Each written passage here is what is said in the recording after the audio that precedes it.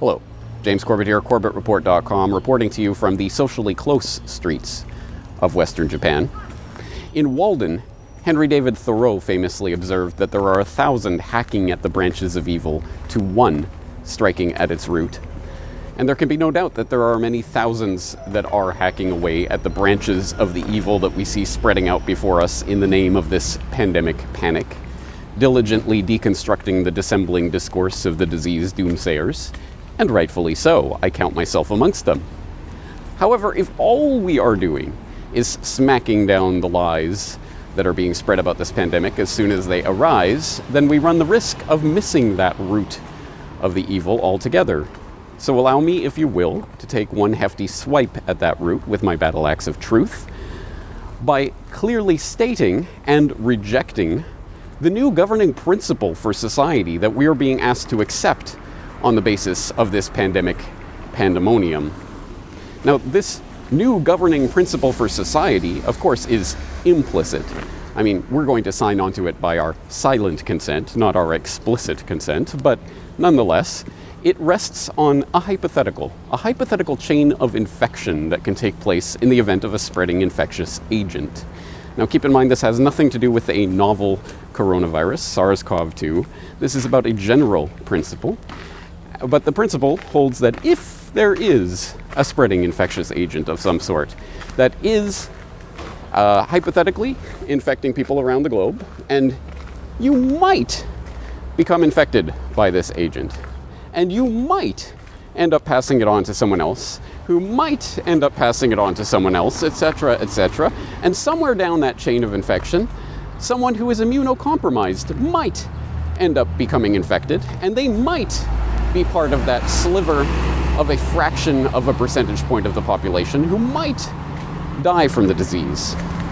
And if that were to take place, well, of course, every single link in that chain of infection should be classified as a murderer.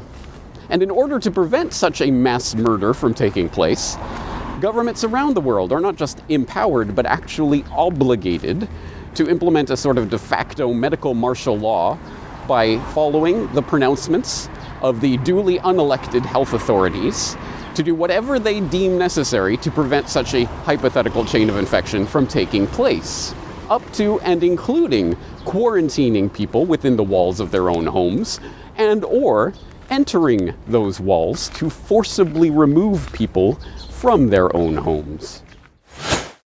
And at the moment, in most parts of the world, due to lockdown, most of the transmission that's actually happening in many countries now is happening in the household, at family level. In some senses, transmission has been taken off the streets and pushed back into family units. Now we need to go and look in families to find those people who may be sick and remove them and isolate them in a safe and dignified manner.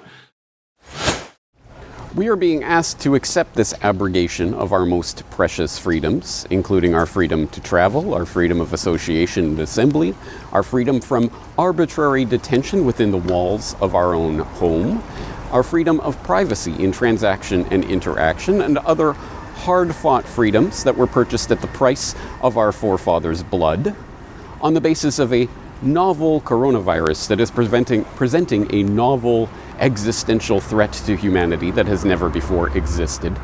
But that, of course, is a lie, because every single flu season for your entire life, there have been just such hypothetical chains of infection that have taken place. And I have no doubt, let's put it on the table, I have no doubt that there is someone listening to my words right now who has been involved in some chain of infection that has ended up in some immunocompromised person dying. Never before has that person had to think of themselves as a murderer, let alone lock themselves within the confines of their own home to prevent such a murder from ever taking place again. But that is what we are being asked to accept right now. And I want this out on the table, because if we do not clearly articulate this principle that we are being asked to accept, then by our silence we will consent to it. We will tacitly, implicitly consent to what is taking place right now, and I want to clearly state it and clearly reject it. Now, there may be some people in the crowd who disagree with me, so First of all, let me put something else out on the table and make it very clear that, of course, none of what I say is to in any way undermine the basic right that everyone has, everyone always has had, and everyone always will have to take whatever precautionary measures they feel is necessary in order to prevent such a chain of infection from taking place, including isolating yourself in your own home, wearing whatever protective gear you want, socially distancing yourself from anyone you come in contact with, or anything else that you feel is appropriate to prevent such a chain of infection. Of course, you have that right. But that negative right is now being flipped on its head into a positive obligation on everyone in society to stop all productive human activity, to lock everyone up in their homes, and to treat them as prisoners, tracking and surveilling everything that they do and everyone that they come in contact with on the basis of a hypothetical chain of infection that could take place. And I want that out on the table. If you agree with that principle and you think that is a good thing, then clearly state it. State it to my face. Oh wait, you can't because you are a prisoner within the walls of your own home and you are not allowed into Japan, but you probably think that's a good thing.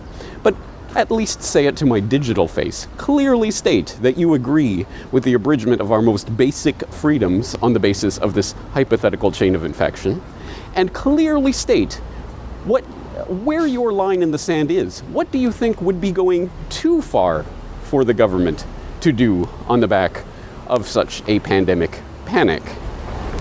Biometric ID, tracing and tracking every movement of every citizen at all times for the rest of their lives?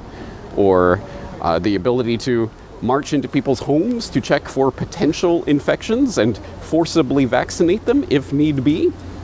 Or any other number of measures that are now coming into view as a result of this panic. Where is your line in the sand? Clearly state it so that when that line is crossed, people will see that you are a hypocrite for cheering it on. Unless there is no line in the sand, and you think that governments are justified in doing anything that any presumed health authority says in the light of a pandemic situation. But at least state it openly and on the record.